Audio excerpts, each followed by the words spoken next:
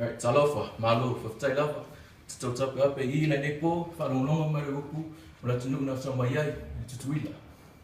I basically said hello. No. Thank you guys for coming and joining me here today. With this presentation, I'm going to talk about where I'm from, Tutuila. I'm where I was born and raised. And I meet a lot of people for the first time and they wonder about where I'm from. Some of them didn't know that my island existed. Some of them thought we were from Hawaii, and some of them wonder why I'm so small. First of what? But that's a personal question. So anyway, my presentation, I'm going to talk about how it became territory of the United States, some of our customs, and at the end, we'll probably talk about where our Samoan tribal tattoos, where it started and what it meant in the beginning before everybody else was allowed to get it. So, where did it all begin?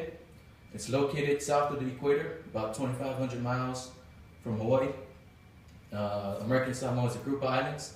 You have the Roosevelt Islands, the Manua Islands, the Savaii Islands, and the island that I'm from, and the biggest, most populated one, is Tutuila. Now, Tutuila is about 54,000 square miles, which is only half the size of Salt Lake City. Populated about 56,000 people. And just to get an idea of how small that is, the Dallas Cowboys Stadium can sit 109,000 people. So not even half of that stadium will be filled if you put everybody in there. Which probably explains why everybody think we know each other. So, American influence started in 1872 when a Navy officer met up with one of the highest chiefs on the American Samoa Islands and agreed to build a harbor in Pamu, which is the capital of American Samoa, and it's still open today. And the harbor is still being used for trading and stops between Asia and the United States. It became territory of the United States in 1899 in a treaty between Great Britain and Germany. The United States won American Samoa, and then Great Britain and Germany took control of a different set of Samoan islands, which is known today as Western Samoa, which is now independent on its own. And American Samoa was especially important in the Second World War when the harbor was used as a staging point and a Navy base for the Pacific offense for the United States. So now that we learned how it became territory, let's talk about some of my customs and traditions.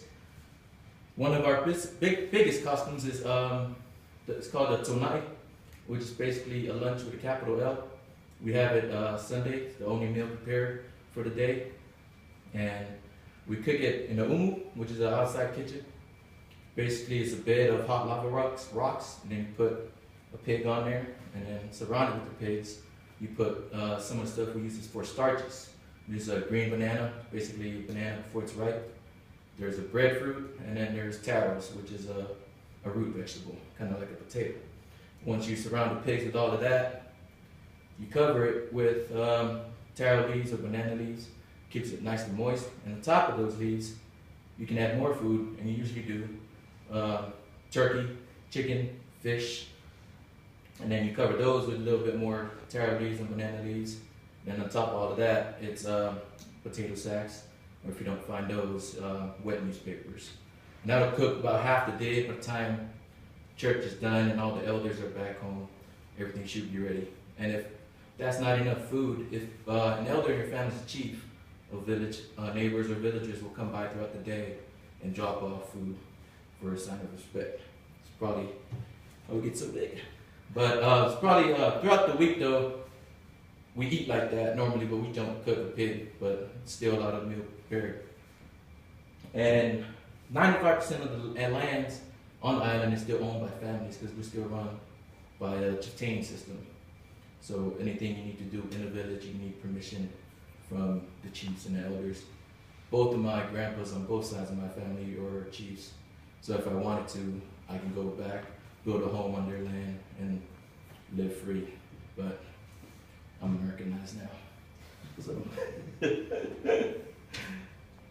And then during mealtime, all the older people eat first. And then after they eat, it'll be the kids. And after the kids eat, it'll be the servers. But it's usually not a problem because leftover is always a lot. There's always a lot of leftovers. So now probably what I get asked about the most is what our tattoos mean and how it originated. It is believed the word tattoo is from the Polynesian word Tutuila. What you see here is when we first got tattoos, this is a traditional Samoan tattoo. As you can see, it starts from the waist all the way through to right above your knee. And that's called the malufie. And it's usually one person in the village that has the skill to do that, and you can only get that tattoo in the traditional way. Even today, tattooists will not give it to you with the ink gun. And usually about 4 to 5 days to do that. Back in the day, people used to die from it, from infections, before modern medicine was introduced. And then once a person earns that, that's a sign for your entry into adulthood or manhood. You are called a somaimiti, which is basically, you kind of become a right hand of the chief. You do all their errands. And I know it doesn't sound promising, but it is a sign of respect when people see you with that on you. And then there's a female version of this. It's not as much ink on there, but it's called the malu. And it doesn't go all up to their waist either, it's just their thighs. And the females in the families that get those are also looked at with the same respect, the same way these people will be looked at. So, and that's called, some people call it a malufia or a pia. So, and then, that's it. And then all the other, the symbols and signs on here tell a story about where the individual that's receiving it, what village they're from, what their occupation is. And sometimes the tattoo artist will put their signature on there so they would tell who gave it to them. All right. So,